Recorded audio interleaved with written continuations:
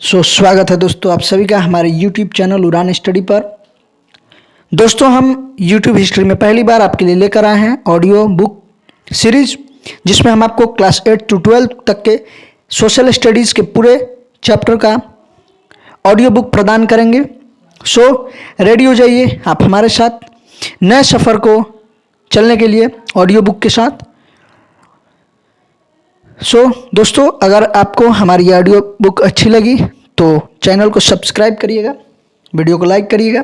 हम लोग इस ऑडियो बुक के माध्यम से क्लास 11th और क्लास 9th दोनों का कॉमन चैप्टर जिसका नाम ड्रेनेज है, उसका एक इम्पॉर्टेंट रिवर इंडस रिवर यानी सिंधु नदी के बारे में पढ़ने जा रहे हैं, इंडस रिवर सिस्टम के बारे में।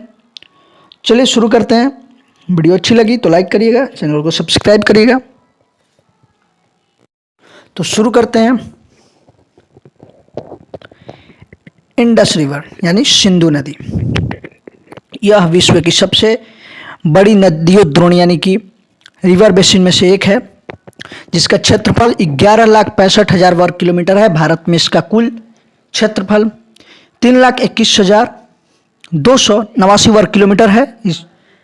इसकी कुल लंबाई 2,880 किलोमीटर है और भारत में इसकी लंबाई 1114 किलोमीटर यानी 1,114 किलोमीटर है। भारत में यह हिमालय नदियों में सबसे पश्चिम में है।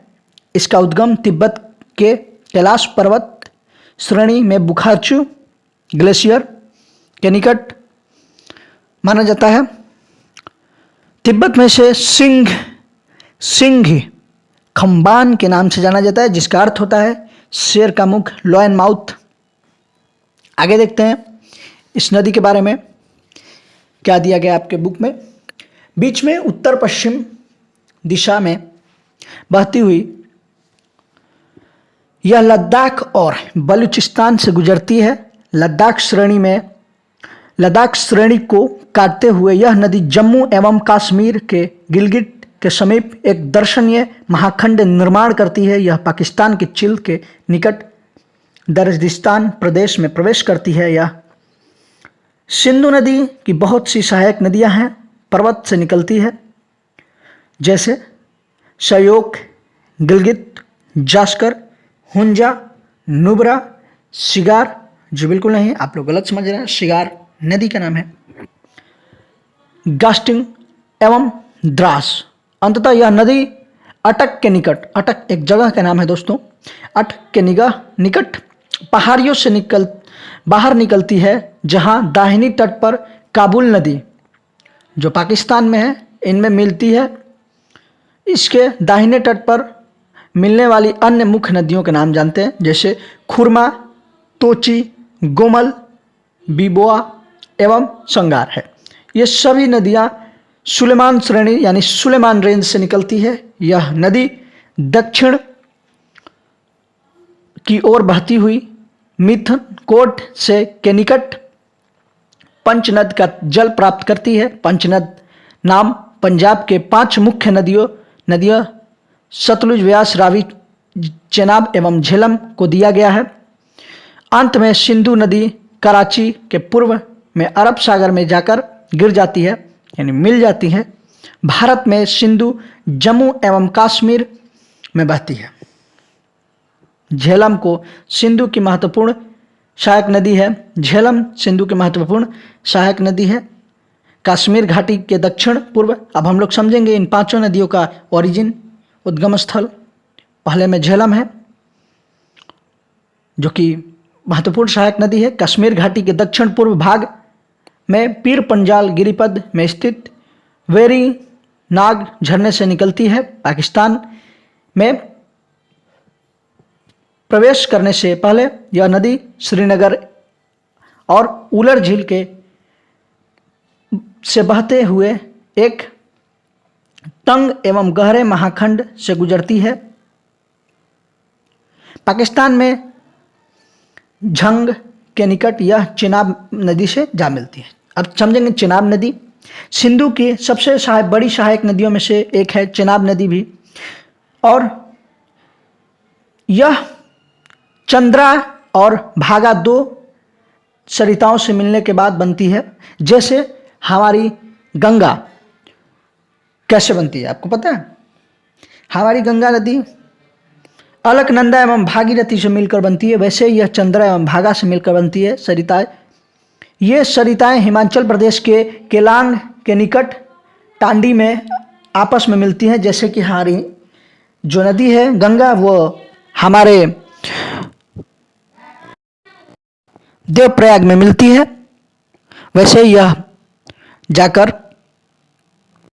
केलांग के निकट टांडी में जाकर मिलती है।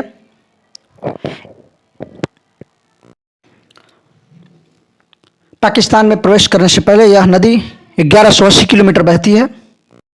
अब हम तीसरी नदी यानी कि रावी के बारे में जानेंगे। सिंधु की अन्य महत्वपूर्ण सहायक नदी है यह हिमाचल प्रदेश के कुल्लू पहाड़ी में रोहतांग दर्रे के पश्चिम से निकलती है और राज्य की चंबा घाटी से बहती है। पाकिस्तान में प्रवेश करने से पहले यह सराय सिंधु के निकट चेनाब नदी में जाकर मिलने से पहले यह नदी पीर पंजाल के दक्षिण पूर्वी भाग व धौलाधारा के बीच प्रदेश में प्रवाहित होती है। अब हम लोग चौथी नदी यानी कि व्यास नदी के बारे में जानेंगे। व्यास के बारे में जानेंगे। सिंधु की अन्य महत्वपूर्ण सहायक नदी है यह, जो समुद्र तल से 4000 मीटर की ऊंचाई पर रोहतांग के दर्रे से के निकट व्यास कुंड से निकलती है। यह नदी कुल्लू घाटी से गुजरती है और धौलाधारा श्रेणी के काती के मैदान में प्रवेश करती है, जहां हरी के पास सतलुज में जा मिलती है। अब हम लोग सतलुज रिवर के बारे में जानेंगे।